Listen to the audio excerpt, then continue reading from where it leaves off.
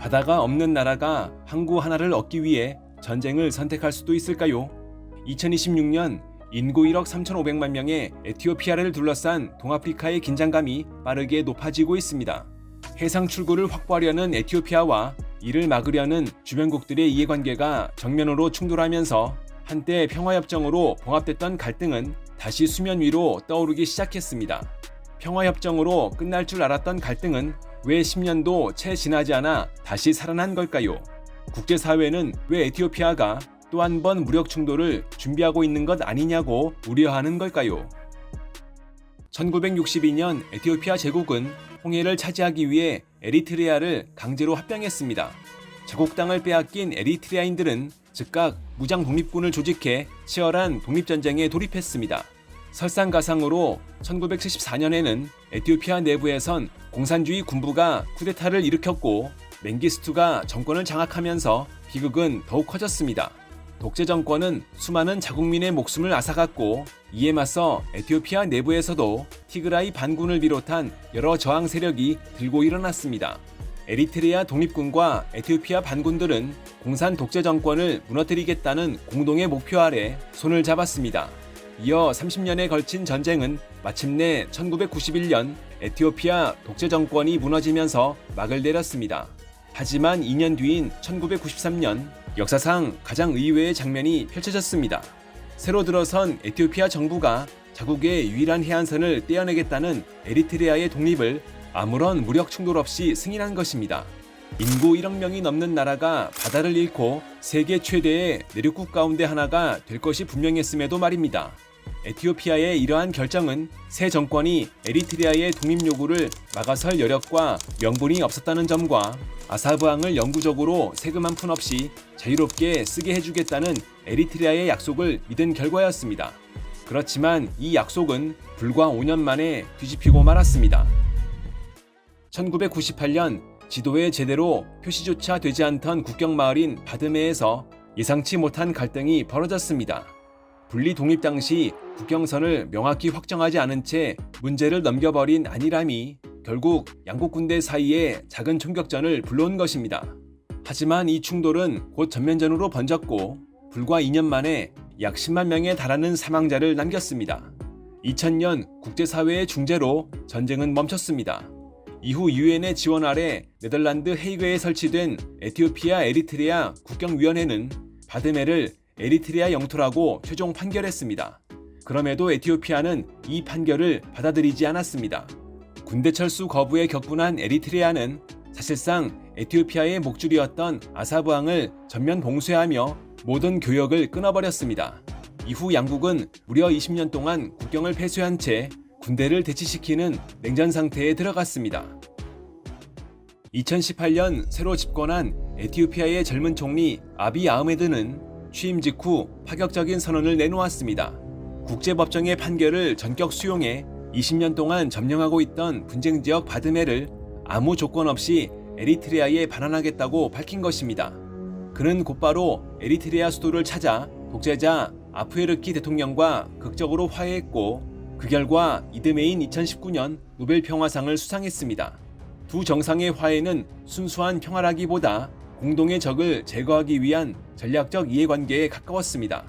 그 적은 바로 과거 에티오피아를 장기간 통치했던 세력이자 아비 총리의 최대 정적, 그리고 에리트레아에는 1998년 국경전쟁 이후 최대의 적이 된 티그라이 세력이었습니다.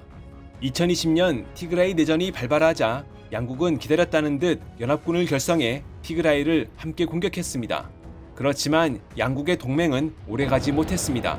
2022년 말 에티오피아 정부가 에리트레아와 아무런 협의도 없이 티그라이 세력과 기습적으로 평화협정을 체결하며 전쟁을 끝내버린 것입니다.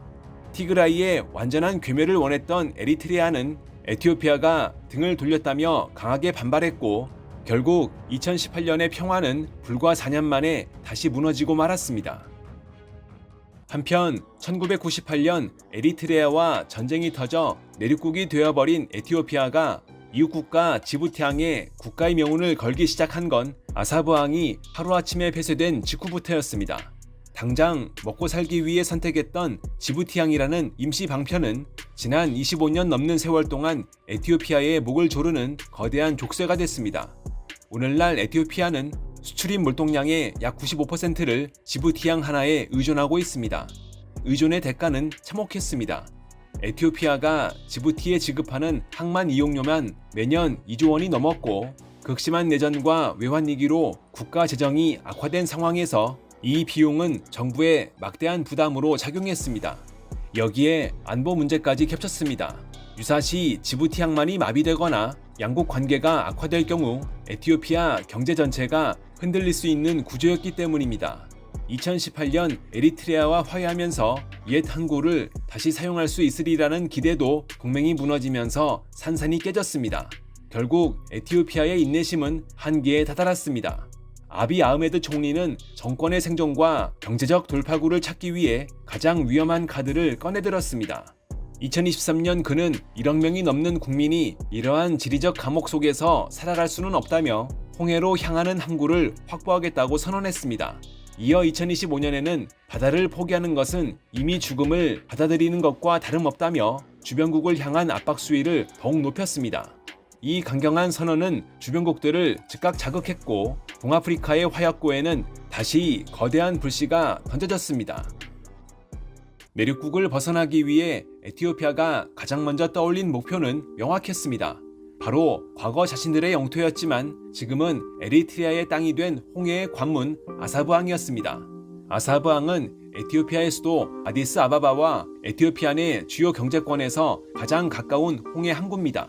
무엇보다 1993년 분리독립 이전까지 에티오피아가 직접 사용하던 항구였기 때문에 당시 구축했던 도로망과 물류 인프라가 지금도 남아 있습니다. 에티오피아 입장에선 매년 지부티에 막대한 항만 이용료를 지불하는 것보다 과거 자국의 항구였던 이곳을 다시 확보하는 편이 장기적으로 훨씬 유리하다는 계산이었습니다. 그렇지만 여기에는 아비 아흐메드 총리의 또 다른 정치적 계산도 숨어 있었습니다. 현재 에티오피아는 티그라이 내전이 끝난 뒤에도 아마라와 오로모 지역의 무장 세력과 충돌을 이어가며 정권의 기반 자체가 흔들리고 있습니다. 내부 분열이 심화되는 상황에서 아비 총리에게는 국민의 시선을 돌릴 새로운 의제가 필요했습니다. 결국 에티오피아는 전혀 예상하지 못했던 우회로를 선택했습니다. 아비 총리의 이 위험한 승부수는 곧 주변국들을 움직이는 신호탄이 됐습니다. 가장 먼저 폭발한 곳은 소말리아였습니다. 과거 소말리아 내전 중 일방적으로 독립을 선언했던 소말릴란드를 인정하지 않는 소말리아는 에티오피아가 소말릴란드와 항구 사용 협정을 체결하자 이를 자국 영토에 대한 심각한 주권 침해라고 규정하며 정면으로 맞섰습니다. 여기에 에티오피아의 또 다른 숙적인 이집트도 움직였습니다. 나일강 상류의 거대댐 건설을 둘러싸고 오랫동안 갈등을 이어온 이집트는 소말리아와 방위 협력을 강화하고 군사 지원을 확대하며 에티오피아를 압박하기 시작했습니다. 당사자인 에리트레아 역시 재무장에 속도를 냈습니다. 또한 에티오피아 내부에 무장 세력을 지원하고 있다는 의혹까지 제기되면서 양국의 긴장감은 다시 최고조로 치닫고 있습니다.